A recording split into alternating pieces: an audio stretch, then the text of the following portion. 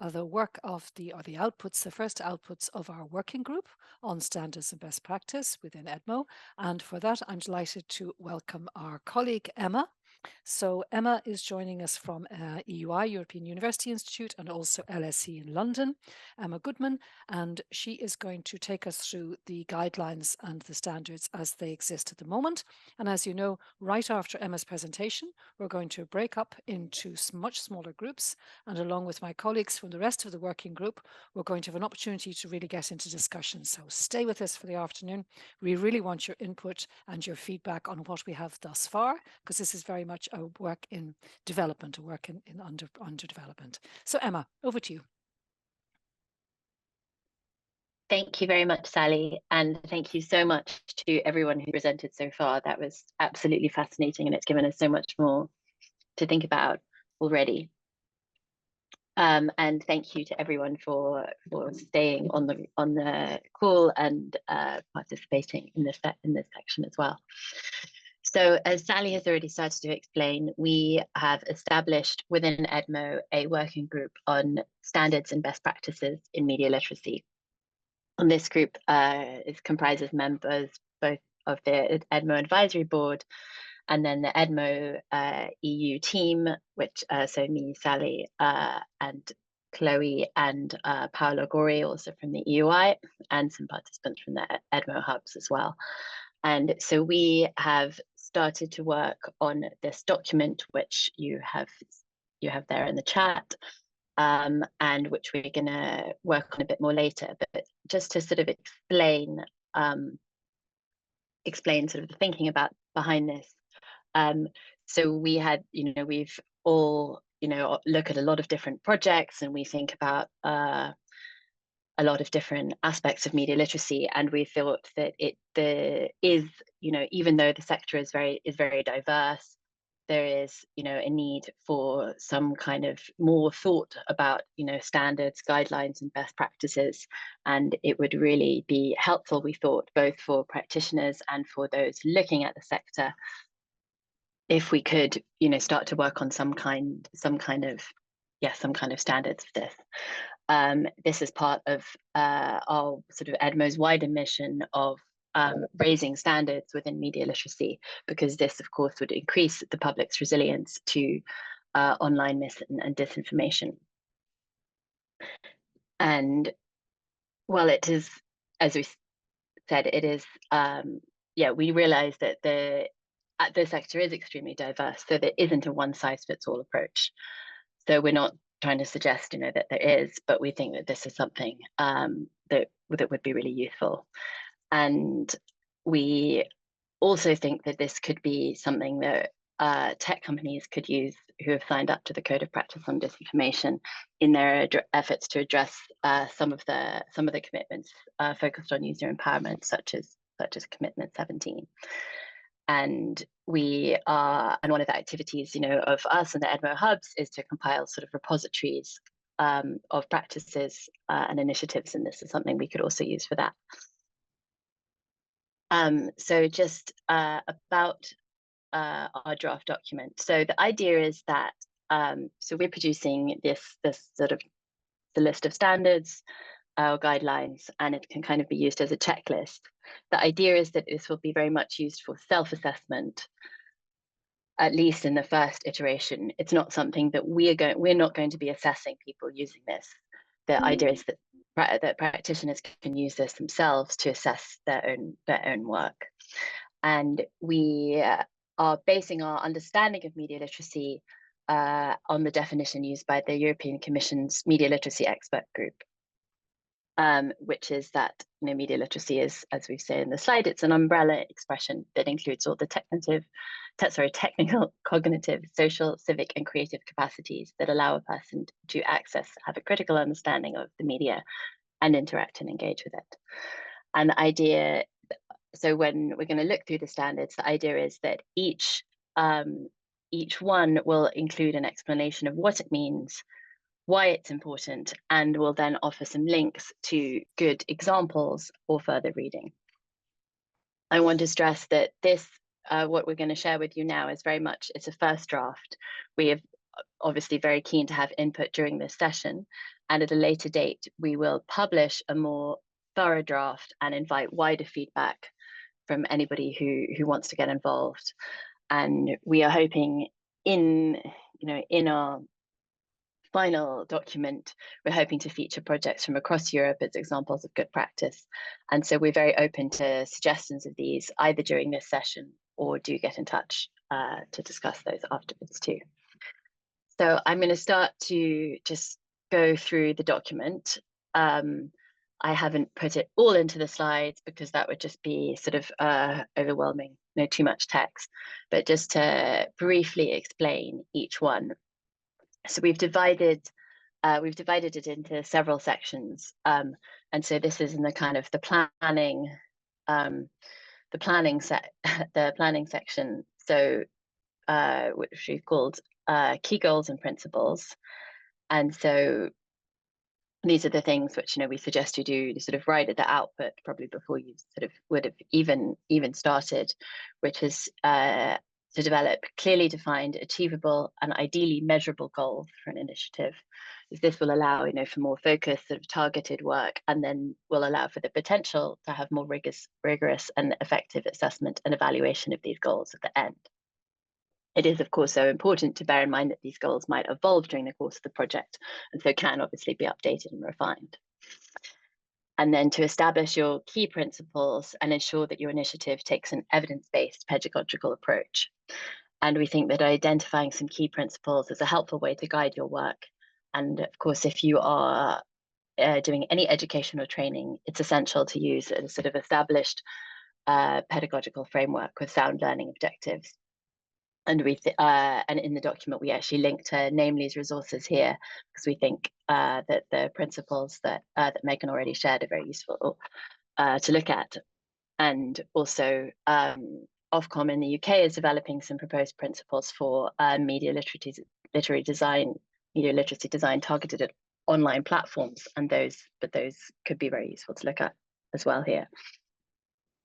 And we suggest ensuring that your initiative takes an empowering rather than solely protectionist approach.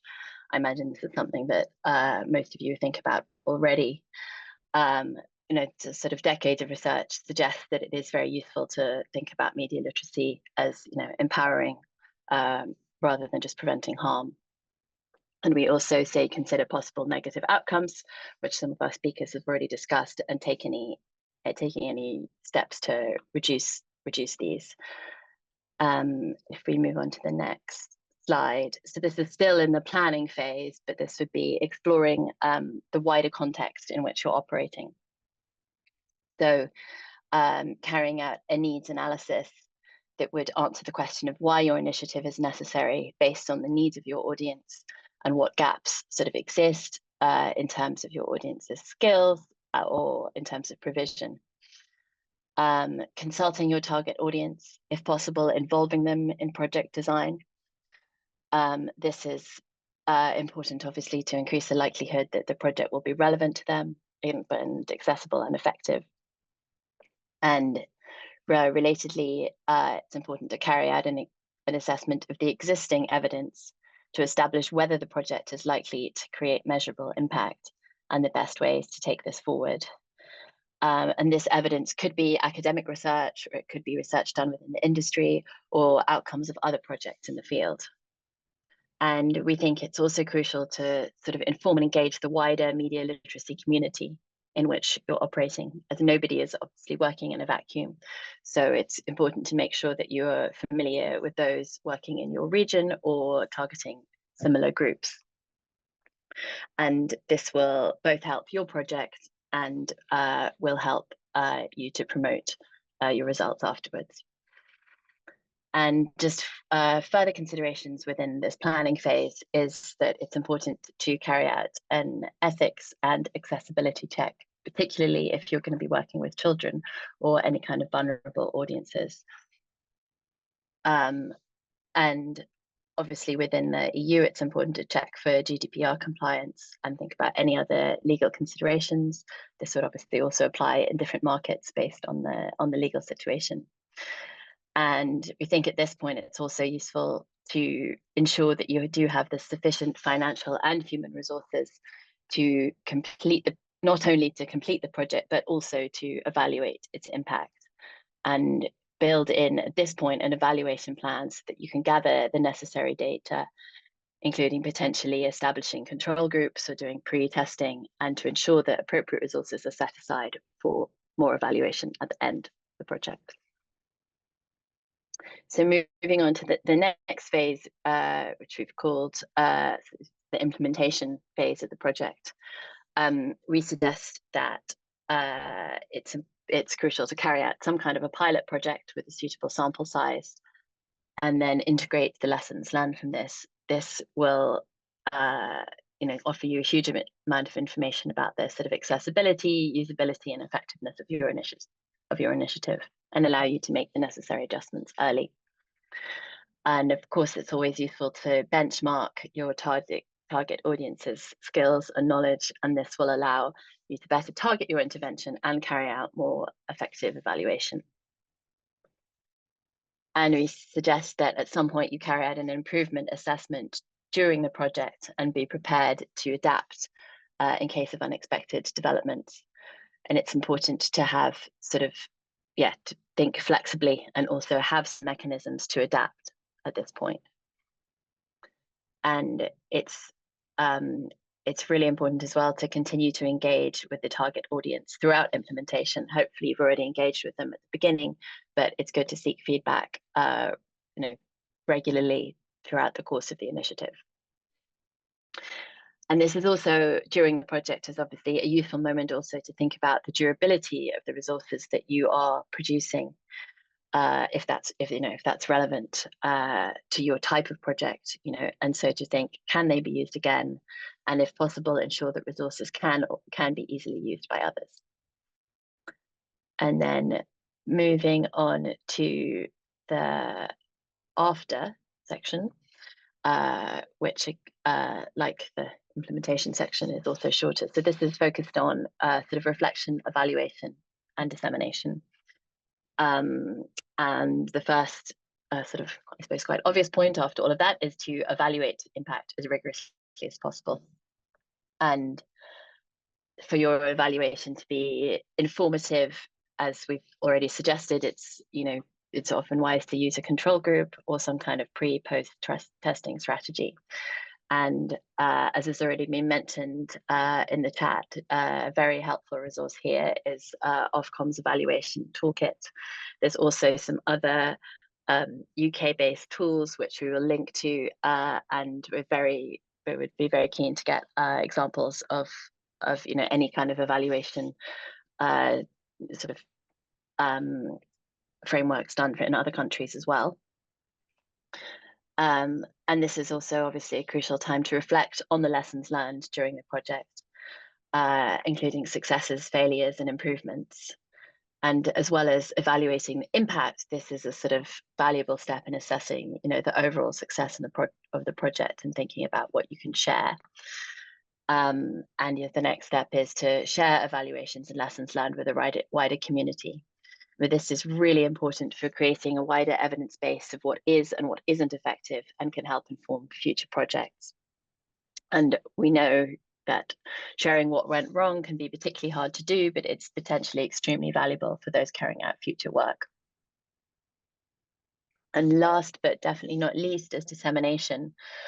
Where possible, it's great if you can ensure that resources are available and usable beyond the project's lifetime and beyond the project's original, maybe geographical or other scope. Obviously, if you can create lasting, usable resources, that project has the potential for wider impact. And we suggest that it would always be beneficial to consider using, the resources that you have and potentially cross-border partnerships to promote wider dissemination, including translation where this is appropriate, so that your resources can be used more widely.